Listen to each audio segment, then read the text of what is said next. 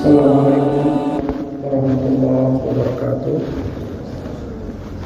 Alhamdulilladzi hadzana li hadza wa ma kunna linahtadiya laula an hadana Allah. Asyhadu an la ilaha illallah wa asyhadu anna Muhammadan abduhu wa rasuluh. Allahumma shalli ala sayyidina Muhammad wa ala alihi wa sahbihi wa sallim ajma'in. Amma ba'd. Jemaah zuhur rahimakumullah. Allah SWT sangat sayang kepada kita. Di antara tanda sayangnya Allah, kita masih dipilihnya untuk dapat menghambakan diri, kita dapat zuhur berjamaah. Kalau kita lihat keluar, banyak saudara kita yang mungkin di tempat-tempat maksiat, atau di rumah sakit, di ICU, atau di tempat-tempat yang lain. Ya. Nah, kita masih dipilihnya untuk dapat sholat dan lebih-lebih lagi dapat ke masjid berjamaah. Kemudian daripada itu, kemajuan sains dan teknologi sangat cepat sekali. Di antaranya sekarang orang sering sebut dengan era digital atau industri digital. Ditandai dengan majunya IT, informasi dan teknologi ini berhubungan dalam jarak yang jauh, ya, kita singkat, cepat sekali kita dapat melaksanakan hubungan tersebut, komunikasi tersebut. Namun Al-Quran dia tidak ketinggalan, bahkan Al-Quran sudah memberikan semacam batasan supaya walaupun era digital ini kita lalui, tapi Al-Quran pun mengantarkan kita supaya apapun eranya, supaya kita tetap selamat dan alat-alat itu untuk kebahagiaan kita.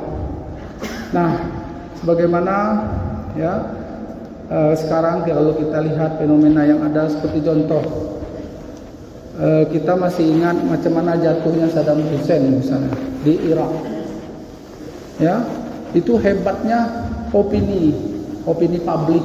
Ya, macam mana Amerika membuat tak berdaya orang Irak itu, sehingga orang Irak saling baku hantam, saling bunuh-membunuh, bahkan korbannya tidak kecil, pemimpin besarnya itu Saddam Hussein. Ya, apa tuduhannya? Yaitu yang pertama korupsi, yang kedua apalagi tuduhannya? Ya, otoriter, yang ketiga apa? Banyaklah, ada bom kimia di Irak dan sebagainya. Nah, sekarang setelah Iraknya hancur, Saddamnya terbunuh, mana bom kimianya? Tak ada. Maka hipotesis itu terjawab dengan realita keadaan. Jelas bangsa Irak sekarang kocak-kacir. Saya banyak kawan-kawan saya dari Irak waktu saya di Malaysia. Sekarang susah dia. Dulu kota Irak ini terkenal dengan kota Baghdad 1001 malam mimpi itu. Dua contohnya ke Libya. Banyak juga saudara kawan-kawan saya di Libya. Sekarang jatuh Gaddafi. Siapa yang buat opini itu? Ya maaf ya, dia Barat. Karena waktu itu Saddam kuat, Israel takut. Nah, Libya kuat, uangnya itu 1 dinar dia itu udah calang-calang itu 3,5 ringgit waktu itu saya dengan teman saya. Uang kita 1 ringgit 3.500 rupiah. Tinggi dia, dengan dolar tinggi dia. Libya itu, mata uang Libya. Tapi setelah opininya berhasil digoreng, apa yang terjadi? Gaddafi itu dibunuh oleh siapa? Oleh masyarakatnya sendiri. Berdarah-darah. Iya, Saddam Hussein itu ada salah.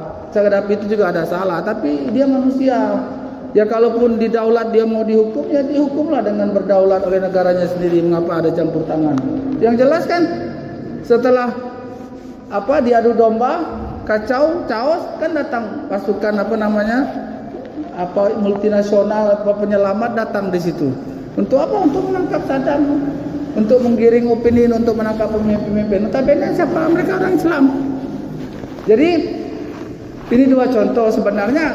Tidak usah pun era abad 21, dulu pun sama.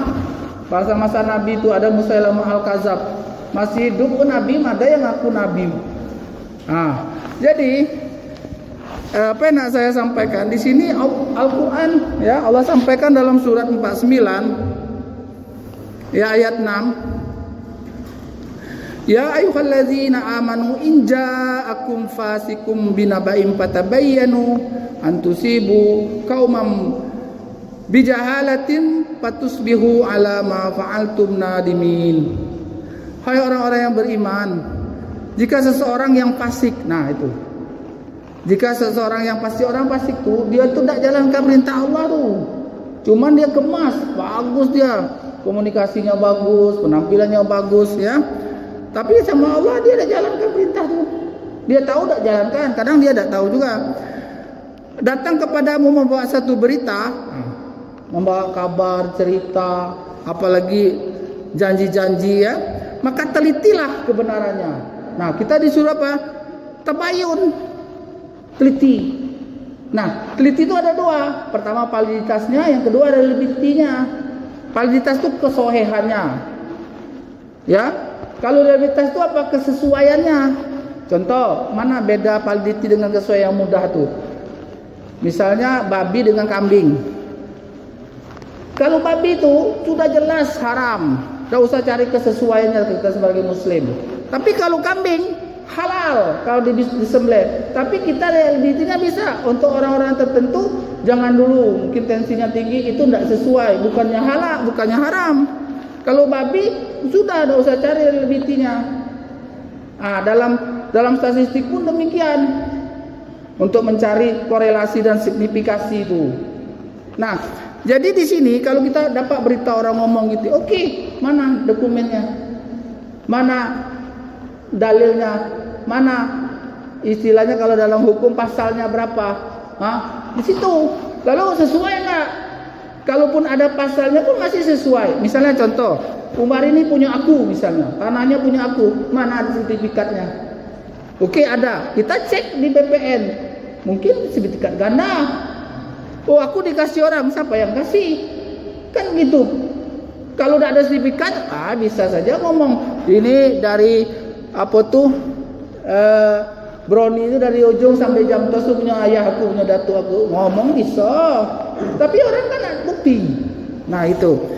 Jadi di sini ayat ini luar biasa nih Allah ajarkan. Telitilah kebenarannya agar kamu tidak mencelakakan suatu kaum karena kebodohan atau kecerobohan.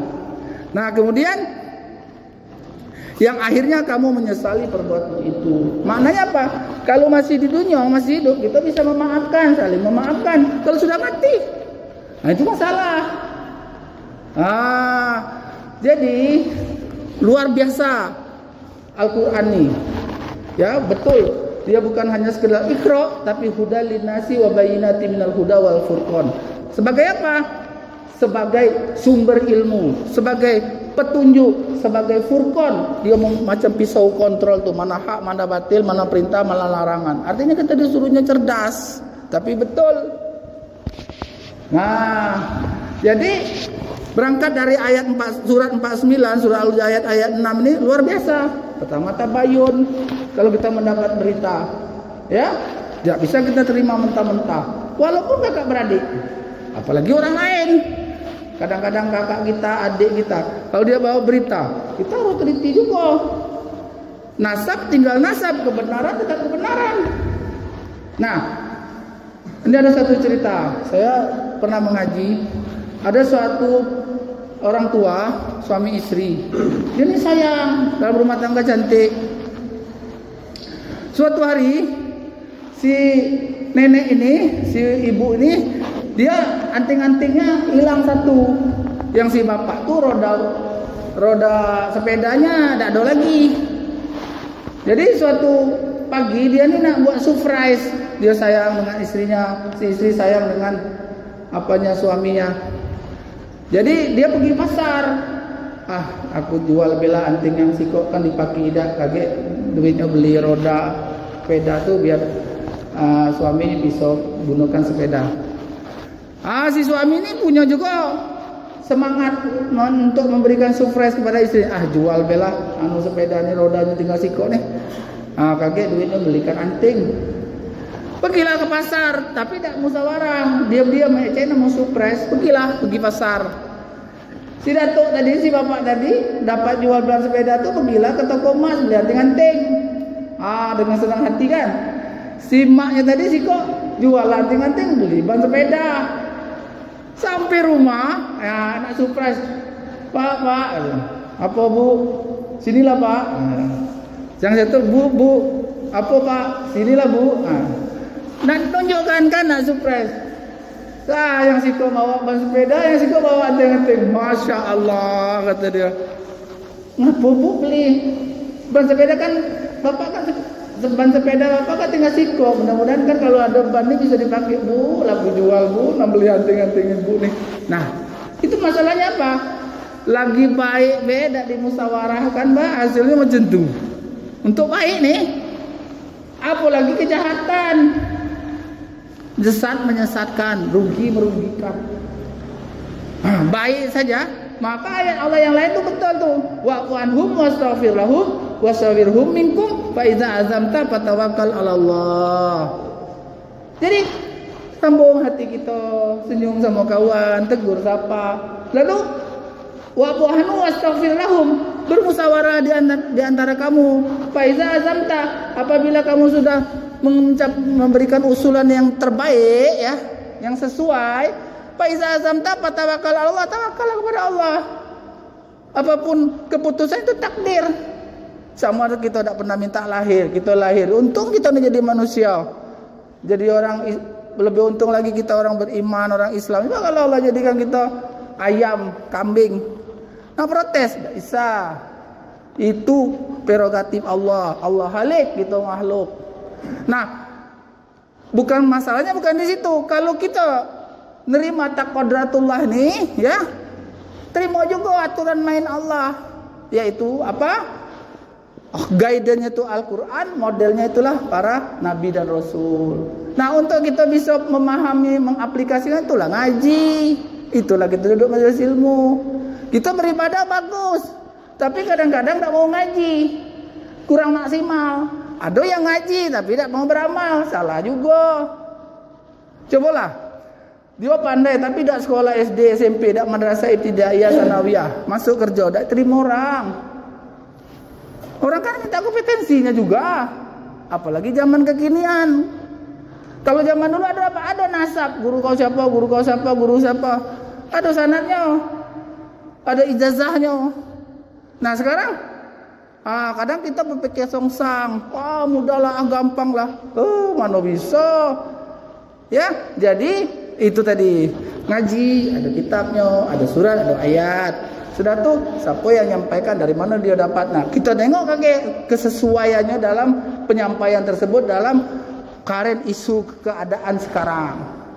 Nah, jadi maaf, jangankan yang kecil-kecil, sekelas Saddam Hussein yang besar ya, kita mungkin masih ingat, habis itu apa? Temakan opini, temakan berita hoak, termakan fitnah. Siapa yang buat? Memang sudah skenario dibuat dulu sehingga orang Irak itu benci dengan Saddam semuanya. Maka pemikir-pemikir kekinian sekarang ya, para pakar itu mengatakan keluarlah tesis-tesis inilah kita harus hati-hati. Karena dia tengok, maaf ya, kalau ada negara muslim yang maju tuh, pemimpinnya yang punya power, tunggulah saja base. Kalau zaman dulu ya penjajahan Inggris dibagi-bagi, Malaysia, Singapura diambil, kita diambil Belanda, Timur diambil Portugal, diambil Amerika. Sekarang enggak. Ini namanya konspirasi. Nah kita inilah kita alhamdulillah sholat, lalu kita mengadakan majelis ilmu. Ini dalam artian kita berbagi informasi, bukan nak ngajari. Jadi orang Islam itu memang disuruh apa? Membaca, cerdas. Tapi bukan untuk cerdas saja, tapi untuk menguatkan keyakinan iman kepada Allah, ruk'an sujadan yabtaguna fadlan minallahi wa ridwana, lalu semangat dia beramal karena ada janji Allah yang akan dia dapatkan. Nah, jadi berkaitan apa yang saya sampaikan, kes-kes umbar ini, kata Rasulullah, kalau kau melihat satu kemungkaran, mar'a minkum mungkaran, maka yang pertama falyughayyir biadi. Kalau bisa kamu bantu dengan tenaga, bantu. Kalau tidak bisa, fa illam yastati, bil lisani, dengan lisan yang santun, yang hikmah.